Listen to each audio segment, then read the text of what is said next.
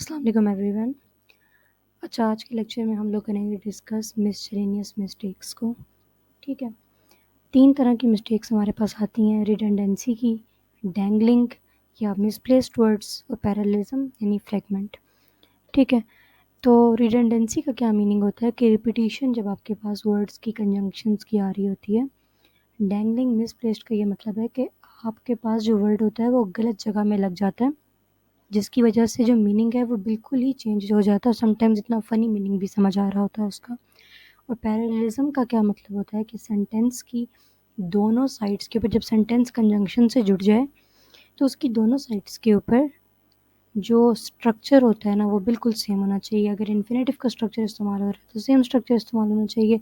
अगर टेंस की बात करें तो वो मतलब स्ट्रक्चर वाइज चीज़ सेम होनी चाहिए। और फ्रैगमेंट में क्या होता है कि आपके पास ग्रुप ऑफ वर्ड्स होते हैं जिनमें कोई ना कोई एक चीज़ नहीं होती, मतलब उसमें सब्जेक्ट नहीं होगा, उसमें वर्ब नहीं होगा, लेकिन वो आपको नज़र ऐसे आ रहा होता है कि जैसे कंप्लीट वो एक सेंटेंस है, लेकिन होता वो सेंटेंस का फ्रैगमेंट है। ठीक है, अच्छा अब हम स्टार्ट करते हैं। पहला है रिडंडेंसी की बात करेंगे, तो देखेंगे कि रिडंडेंट होता क्या है हमारे पास। ये एक एडजेक्टिव है जिसका यही मतलब है कि repeating something else and therefore unnecessary, मतलब चीज़ों को रिपीट करना। Redundant writing is repetitive in a bad way.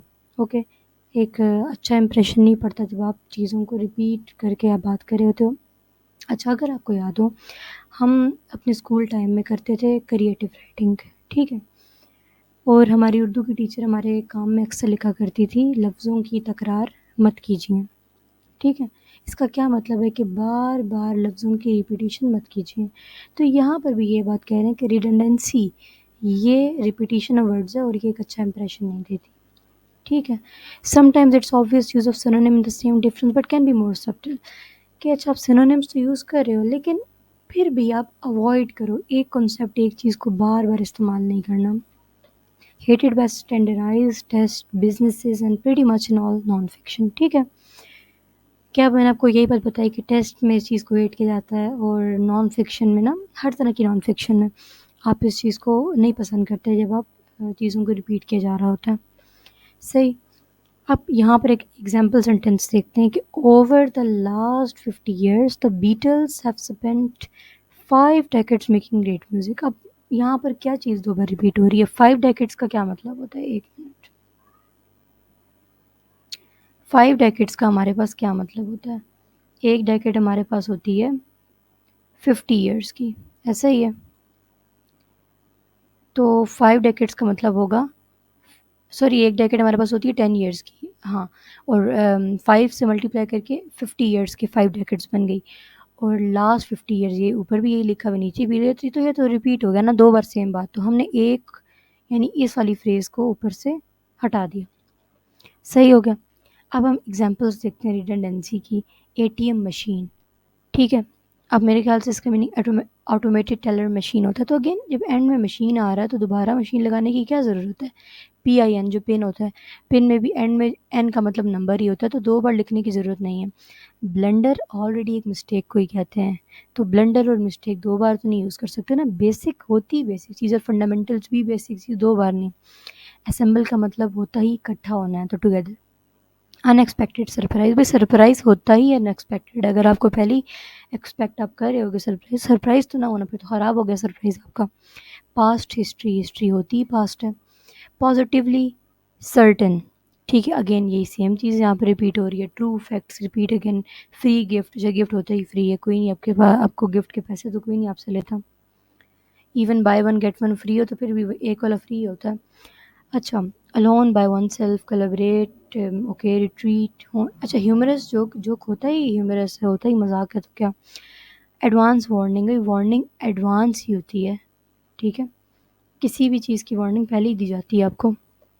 Final result, memories of the past return. अच्छा, जिस तरह से ठंडी बर्फ़ गर्म चाय, ऑलरेडी पता है हमें ये बात कि चाय गर्म ही होती है, ठंडी बर्फ़ ही होती है, तो वो इस तरह वो लिखने की ज़रूरत नहीं। तो यहाँ पर भी ऐसे ये रिडंडेंसी में चीज़ें आ जाती हैं। अच्छा, नेक्स्ट अब हम देखते हैं वर्डिनेस, सॉरी नॉट, अच्छा, वर्डिनेस में क्या होता है कि Verde sentences use too much useless words that clutter writing. भाई आपने ना यहाँ पर बहुत ही यूज़लेस वर्ड्स देखो, हम कहते हैं अगर हमें कोई कहानी सुना रहा होता, आसान वर्ड में मैं बताती हूँ इस बात का मीनिंग। हम उसे कहते हैं पूरी कहानी को छोड़ो, मुद्दे की बात बताओ, ये कहानी का खलासा बताओ। तो उसका यही मतलब होता है कि अपनी जो उसमें जो बहुत ज़्यादा वर्ड्स और जो फजूल की इरेलीवेंट इन्फॉर्मेशन जो ऐड की हुई हैं, उनको साइड करके बिल्कुल मुद्दे की बात हमें बताएं। तो वर्डीनेस बेसिकली यही चीज़ होती है, ठीक है। Good writing is simple and direct, ठीक है।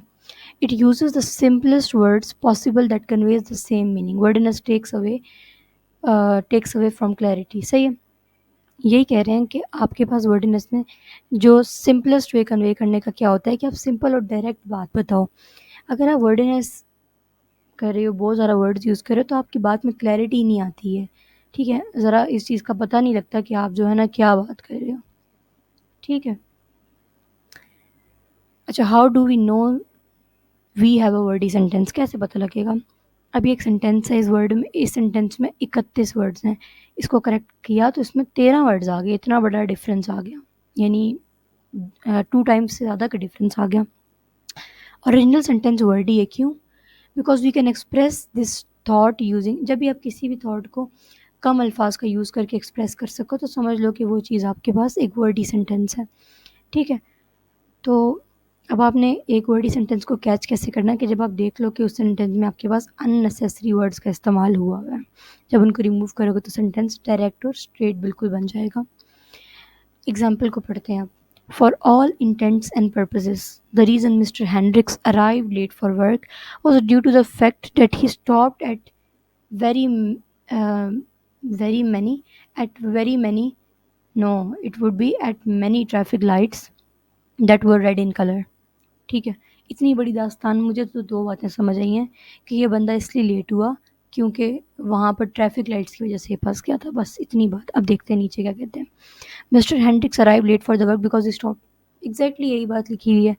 तो ये देखो ना, इतनी ज़्यादा इन्होंने ऊपर ये फजूल की जस्टिफिकेशंस दी। For all intents and purposes the reason Mr Hendricks arrive late for work due to the fact that he stopped वाली बात भी अननेसेसरी है। सिंपल बात करो कि क्यों लेट हुआ है बंदा, इसलिए लेट हुआ क्योंकि ट्रैफिक लाइट्स की वजह से। तो ये बात है। अब आई होप ये चीज़ क्लियर होगी कि वर्डी सेंटेंस को किस तरीके से ठीक करना है और क्या उसकी आइडेंटिफिकेशन क्या है, सही। Try removing word from each sentence if you can remove a word while keeping the sentence. अच्छा देखो, एक और बड़ी मज़े की बात, अगर तो सेंटेंस का मीनिंग बरकरार रहता है और आप सेंटेंस से वर्ड निकालते जाते हो, एक्चुअली मीन्स कि भाई सेंटेंस आपके पास वर्ड ही था, इसीलिए ये हुआ कि आपके वर्ड्स निकालने के बावजूद भी उसका मीनिंग ख़राब नहीं हुआ, सही। अब आगे क्या है, फ्रेगमेंटेड सेंटेंस की हमने देखना है कि फ्रेगमेंटेड सेंटेंस क्या होता है हमारे पास। मैंने आपको क्या बताया था कि फ्रेगमेंटेड सेंटेंस एक ऐसा सेंटेंस होता है कि जिसमें कोई ना कोई एक चीज़ की कमी रह जाती है, लेकिन फिर भी आपको वो सेंटेंस ऐसा लगता है जैसे कंप्लीट सेंटेंस हो वो। आप क्या कहते हैं, sentence that does not have either a verb, या तो वर्ब नहीं होगा या तो सब्जेक्ट नहीं होगा या तो कंप्लीट आइडिया ही मिसिंग होगा उसके बीच में। एग्जाम्पल देखते हैं, माई मैथ होमवर्क। क्या माई मैथ होमवर्क, ठीक है, समझ तो आ गया, सब्जेक्ट है, लेकिन ना कोई वर्ब है ना कोई कंप्लीट आइडिया के बारे में बात कर रहे हैं, तो ये तो नहीं गलत है। टेकिंग एवरी वॉकिंग, और इसमें अगेन सब्जेक्ट नहीं है, समझ नहीं आ रही कि ये किसके बारे में या किस चीज़ के बारे में बात की जा रही है। Because my math homework is taking every waking और नॉट वॉकिंग और। तो यहाँ पर क्या है, एक आइडिया की तो मतलब देखें, एक बात तो ये कर रहे हैं लेकिन कंप्लीट बात नहीं कर रहे, आइडिया तो दे रहे हैं, कंप्लीट आइडिया नहीं दे रहे। बिकॉज देखो यहाँ पर बिकॉज लिखा हुआ है, तो फॉर श्योर बिकॉज से पहले कोई ना कोई इस चीज़ की कोई ना कोई वजह तो आएगी ना। तो इसमें तो यहाँ पर बिकॉज वाली हमारे पास क्या आ जाती है, ये डिपेंडेंट क्लॉज आ जाती है, तो इंडिपेंडेंट क्लॉज यहाँ पर मिसिंग है। No complete idea because of this और वर्ड, मतलब उन लोगों ने ये नहीं बताना कि इस चीज़ का रीज़न क्या है कि because my math homework is taking every waking God, इसका क्या रीज़न है, ऐसा क्यों हो रहा है। तो ये फ्रेगमेंट आ गया बेसिकली। बस आप देखेंगे जो फ्रेगमेंट सेंटेंस को, और पता लगेगा कि इसमें कोई ना कोई चीज़ मिसिंग है, सब्जेक्ट नहीं होगा या वर्ब नहीं होगा या कंप्लीट आइडिया नहीं होगा, तो बस समझ जाना है कि वो फ्रेगमेंट है आपके पास, ठीक है। अब हम देखते हैं टाइप्स हमारे पास एरर की क्या क्या आ जाती हैं। या तो सब्जेक्ट नहीं होगा, या तो वर्ब नहीं होगा या तो पूरी थॉट ही मिसिंग होगी। Example, found pesticides in the honey, उन्होंने हनी में पेस्टिसाइड्स फाइंड किए, तो इसका सब्जेक्ट क्या है, किसने फाइंड किए, ये बात तो इन्होंने बताई भी नहीं है। Pesticides in the honey, verb, verb भी नहीं है, सब्जेक्ट भी नहीं है, किसने फाइंड किया, और फाइंड तो इवन फाइंड भी नहीं लिखा हुआ यहाँ पर, वर्ब भी नहीं है। When the researchers found pesticides in the honey, ठीक है, जब रिसर्चर्स ने पेस्टिसाइड्स हनी में फाइंड किया तो उसके बाद क्या हुआ, आगे की बात, कंप्लीट थॉट तो मिसिंग है यहाँ पर। ठीक है, द रिसर्चर्स, अब हर सेंटेंस को कंप्लीट करके बताया जा रहा है। The researchers found pesticides in the honey, तो इस सेंटेंस को कंप्लीट कैसे किया उन्होंने, रिसर्चर्स और फाउंड लगा के। पेस्टिसाइड्स इन द हनी, तो pesticides were found in the honey, ठीक है, were found in the honey, were found हमारे पास क्या आ गया, पैसिव वॉइस आ गई, उससे पता लग रहा है कि ये, चलो एक सब्जेक्ट का एक यहाँ पर, क्योंकि ये पैसिव वॉइस है तो यहाँ पर पता लग रहा है, were found in the honey. अच्छा, अब यहाँ पर क्या कंप्लीट थॉट, तो यहाँ पर कंप्लीट थॉट तो उन्होंने बताई भी नहीं है, तो अब देखते हैं कैसे बताते हैं। When the researchers found pesticides in the honey they were not surprised, तो उन्होंने आगे से इस चीज़ को इसकी कंप्लीट थॉट आगे से बता दी। ये आगे टाइप्स ऑफ एरर्स, आगे हम बात करेंगे मॉडिफायर्स की, और उसके अलावा हम पैरेललिज्म की बात करेंगे, लेकिन ये बात हम करेंगे नेक्स्ट लेक्चर में। आई होप सो आज का लेक्चर आपको समझ में आ गया होगा। इसमें कोई भी क्वेश्चन हो या कुछ भी प्रैक्टिस के दौरान मुश्किल आए तो आप लोगों ने ज़रूर पूछना है, ठीक है। ओके, अल्लाह हाफ़िज़।